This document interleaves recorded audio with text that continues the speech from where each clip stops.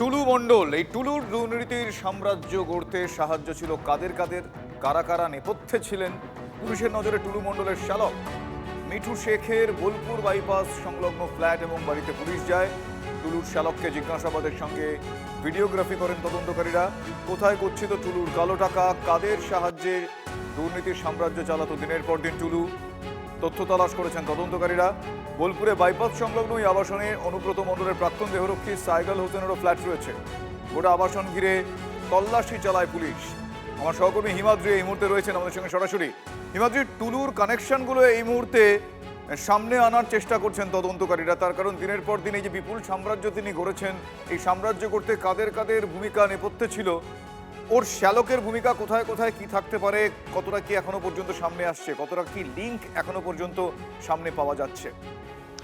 দেখো, এই যে টুলু মণ্ডলের যে শালক, তার বাড়িতে কিন্তু বোলপুরের যে বাড়ি রয়েছে সেই বাড়িতে এই মুহূর্তে পুলিশ রয়েছে। আমরা সকাল থেকে দেখলাম যে বোলপুরের যে বাইপাস রয়েছে সেই বাইপাস সংলগ্ন এলাকায় একটি আবাসনের মধ্যে সেখানে টুলু মণ্ডলের শালকের একটি ফ্ল্যাট রয়েছে, পাশাপাশি সাইগাল হোসেন যিনি অনুব্রত মণ্ডলের প্রাক্তন দেহরক্ষী তার একটা ফ্ল্যাট রয়েছে। এই দুটি জায়গাতে কিন্তু একসঙ্গে তল্লাশি চালানো হচ্ছে।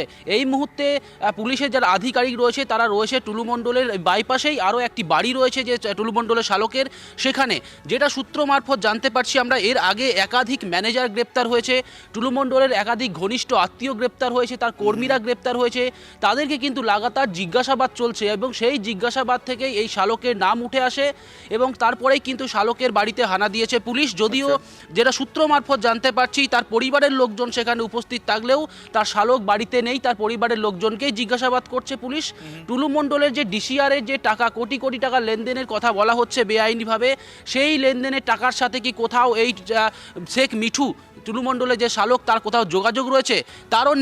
তারও একটা পাথরের ব্যবসা রয়েছে, সেই ব্যবসার সাথে টুলু মণ্ডলের কিনা এই সমস্ত বিষয়। দেখো, এই শেখ মিঠু যিনি শালক টুলু মণ্ডলের, তিনি এই মুহূর্তে বাড়িতে নেই এমনটাই কিন্তু জানতে পারছি। পুলিশ তার খোঁজ অবশ্যই করবে, কিন্তু তার পরিবারের লোকজনের সাথে ইতিমধ্যেই কথা বলছে পুলিশ এবং একাধিক বিষয়ে জিজ্ঞাসাবাদ করা হচ্ছে, বাড়িতে তল্লাশি চালানো হচ্ছে। তার মোবাইল ফোন কটা রয়েছে সেখানে থেকে সেই ফোনের মধ্যে বাড়িতে কোনো ফোন রয়েছে কিনা সেই সমস্ত বিষয় কিন্তু খতিয়ে দেখা হচ্ছে। কারণ ফোনের মারফতেই কিন্তু একাধিক জায়গায় যোগাযোগ করা হয় এবং এর আগে যে ম্যানেজাররা গ্রেপ্তার হয় সেক্ষেত্রে কিন্তু এই মোবাইল ফোন গুরুত্বপূর্ণ ভূমিকা পালন করেছিল, সে কারণে এই ফোনও কিন্তু খতিয়ে দেখা হচ্ছে এই মুহূর্তে বাড়িতে। বেশ, তুমি আমাদের সঙ্গে থাকো হিমাদ্রি। এর পাশাপাশি আপনাদেরকে জানাবো 6 দিনের পুলিশ হেফাজতে টুলু মণ্ডল ঘনিষ্ঠ বিএলএল আরো প্রবীর দাস। গতকাল রাতে সিউড়ির কল্পতরু পল্লীতে টুলু মণ্ডল ঘনিষ্ঠ বিএলএল আরোর বাড়িতে পুলিশে অভিযান, প্রায় 6 ঘন্টা জিজ্ঞাসাবাদের পর তাকে গ্রেফতার করা হয়। প্রবীরের বাড়ি থেকে প্রায় 81,000 টাকা উদ্ধার হয়েছে। আমাদের প্রতিনিধি হিমাদ্রির কাছে আমি আরো একবার চলে যাবো। হিমাদ্রি, পুলিশ সূত্র মারফত আর কি আপডেট রয়েছে? দেখো, পুলিশ আজকে আদালতে 10 দিনের পুলিশ হেফাজত চেয়েছিল, যদিও বিচারক সমস্ত দিক বিচার করে এই প্রবীর দাস তাকে 6 দিনের পুলিশ হেফাজত মঞ্জুর করেছে। তার কাছ থেকে যে বাড়িতে গতকাল রাতভর যে তল্লাশি চালানো হয়েছে সেখানে কিন্তু 5টি মোবাইল ফোন উদ্ধার করা হয়েছে, এছাড়াও 81,000 টাকা নগদ উদ্ধার করা হয়েছে। এই টাকার উৎস কি, পাশাপাশি যেই মোবাইল ফোনগুলি সেখান থেকে রিকভার করা হয়েছে সেই মোবাইল ফোনগুলি কিন্তু পুলিশ অন করবে, তারপর সেই মোবাইল ফোনের বিভিন্ন ডেটা সেগুলি পুলিশ সংগ্রহ করবে। সেখান থেকেই অনেকটা বিষয় ক্লিয়ার হয়ে যাবে এমনটাই কিন্তু তদন্তকারী যারা অফিসার রয়েছে তাদের আশা। কারণ যেটা অভিযোগ উঠছে যে টুলু মণ্ডলের যে ডিসিআর, সেই ডিসিআরে যে লেনদেন হতো, সেই ডিসিআরের ডিউটি কাদের হবে, সেই ডিসিআর কন্ট্রোলের ক্ষেত্রে কিন্তু অনেকটাই ভূমিকা পালন করত এই যে সরকারি কর্মচারী তিনি। এরপর হেফাজতে নেওয়ার পর পুলিশ তাকে জিজ্ঞাসাবাদ এটাই করবে যে তিনি টুলু মণ্ডলের সাথে কিভাবে যুক্ত ছিলেন, মূলত টুলু মণ্ডলের কোন কোন বিষয়গুলি তিনি দেখতেন বা সরকারিভাবে সুবিধাটা পাইয়ে দিতেন, এই সমস্ত বিষয় কিন্তু জানার চেষ্টা করছে। কারণ এর আগে আমরা সরকারি যিনি আইনজীবী রয়েছেন তিনি বলেছিলেন যে একটি ডায়েরি উদ্ধার হয়েছে, সেখানে একাধিক সরকারি আধিকারিকের নাম রয়েছে। তারপরেই কিন্তু এটাই প্রথম কোনো সরকারি কর্মচারী তিনি গ্রেপ্তার হলেন টুলু মণ্ডলের এই যে কোটি কোটি টাকার দুর্নীতি, সেই দুর্নীতি মামলায়।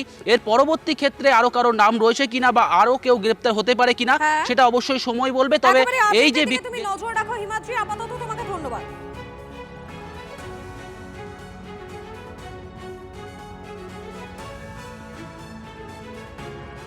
কোন মামলায় ফাঁসাবে আলাদা কথা, কিন্তু সবচেয়ে বেশি কথা আজকে যারা বিজেপি সরকারে আছে তারা ভালো তৃণমূল খুঁজছে, ভালো চোর খুঁজছে, ভালো ডাকাত খুঁজছে, সে সরকারি হোক বেসরকারি হোক, তৃণমূলী হোক বা অন্য কিছু হোক। সুতরাং এদেরকে নোটিশ দিয়ে ধরে নিয়ে এসে তারপর কথা হবে, কত টাকায় ডিল হবে দেখে নাও, তারপর কিরম ছাড়বে।